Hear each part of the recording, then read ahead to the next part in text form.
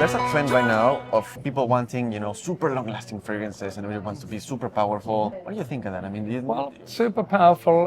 It depends if you don't. You know what I mean? Because if you don't like subtlety, so it's if you like to shout, if you like to go through life shouting, then they're perfect. Because what makes a perfume very, very long-lasting and very strong are lots of synthetic raw materials. So if you like, natural materials are very rarely very strong after time. Even if when you first smell them, if the molecules are very volatile, they can be very strong. But generally, naturals are never very, very strong synthetic salts. They're like monoliths. So it's, who's to say? You asked me the question, what do I think? Perfumery there's always something in the perfumery that suits every taste. Yeah. And who is anyone to determine what somebody else should wear or think? But don't you think that's kind of your job? No, I don't think that's my job What's at all. your I'm job? a creative. I'm not a dictator. So, no, I disagree with you fundamentally. I think I create things and the public decide if they like the style or not. When you create I'm just, it's not like a mean thing. I mean, it's not. No, I'm not taking this mean. I think the question asking me is actually a very interesting one. So I hopefully can persuade taste or shape taste if people come and they decide they like what I make. But it's not for me to say to people, this is what...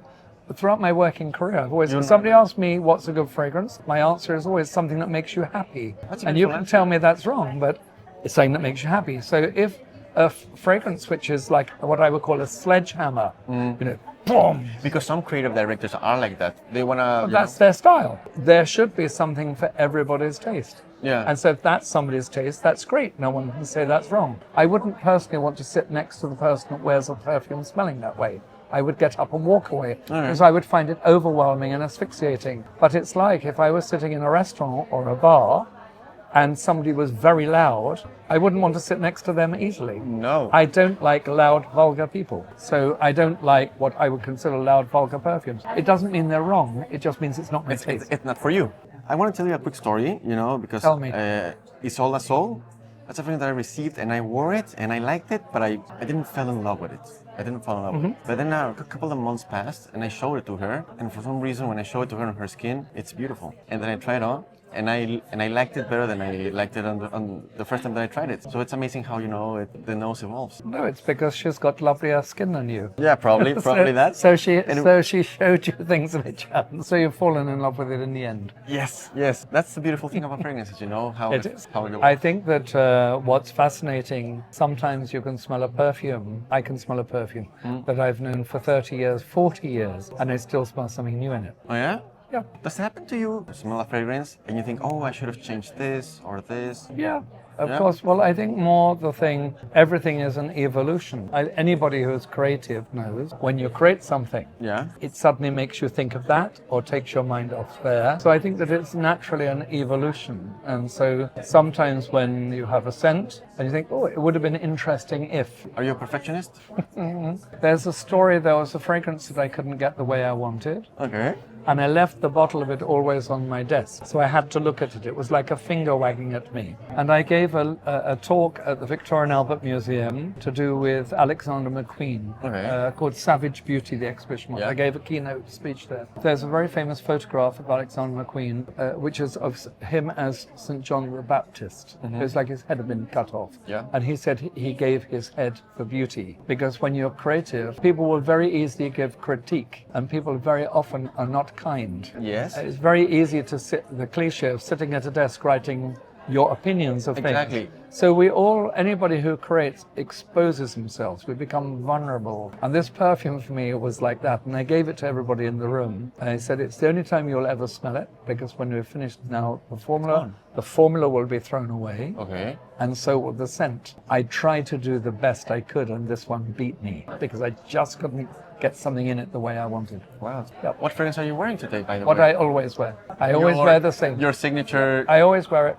I always believe that fragrance has to suit your personality, and my personality has to go with me everywhere. Whether I am somewhere hot, cold, humid, arid, meeting the Queen or meeting my cleaner at home, You always smell the same. it's my personality. So yeah. Yeah, because me as a content creator and the fragrance world and all the YouTubers out there, they want to recommend a fragrance depending on the occasion, Yeah. like a night fragrance. Okay, but here's the thing. Somebody says, I want something sophisticated. What is the definition of sophistication? Subjective, right?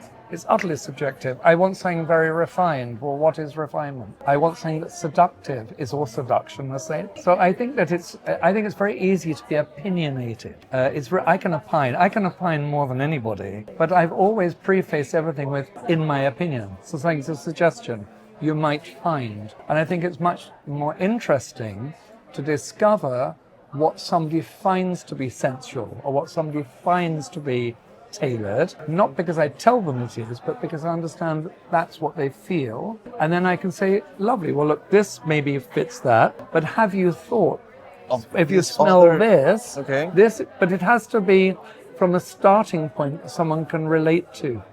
If I suddenly give them something they can't relate to in any way, I can never help shape taste. And what I said, I don't dictate taste, but I can help shape taste. It's a little bit like, I have no idea Mexico, so you have to excuse me, I have no idea. But I can imagine it's the same as many parts of the world. When you're very young, if you start drinking alcohol, if you drink wine, what type of wines do you drink? They're normally sweet and terrible.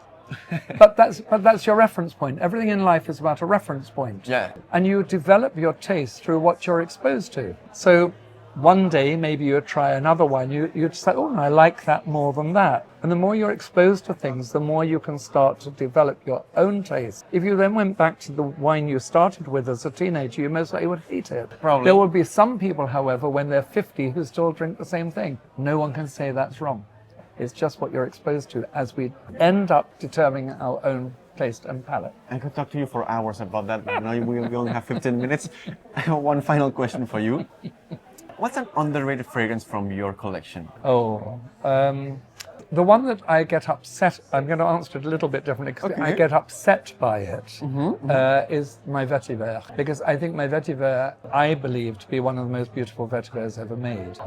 It was very personal. The creation of it was very personal. I made it for a person I live with, and it doesn't sell, and it will be discontinued. It will be discontinued? Yep, because it doesn't sell. And the juice, I think beautiful. Anybody who... Thank you very much. We have it here. No. Anybody who wears it finds it astonishing. And I think that its problem is the name. Because the minute you see vetiver, you dismiss it. We all know vetiver, we think. If that makes sense. It's not at all dreamy. It doesn't make you fantasize. That's that. I don't know if it's true, but I have a feeling it's the name. But that would be the answer to your question. I love it. I think it's exceptionally refined and elegant. In my opinion, it is a scent for a man who has nothing to prove. It's for a man who's so comfortable in his own skin. He doesn't need to prove anything. To shout anything. And that's how he seduces people. He seduces people just through his confidence. Because generally, I think we're very drawn to people who are confident. Yeah, I totally agree. And I think that's,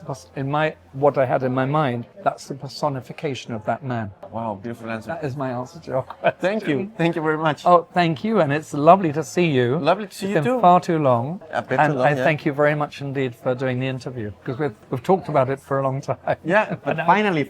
Now it's happened. Do you know Spanish? Do you know about I can't Spanish? speak Spanish. Okay, so I'm just going to do an outro in Spanish if you don't mind. Of course. Muchas gracias, Roja Dove. Thank you very much. Muchas gracias. De nada. Adiós.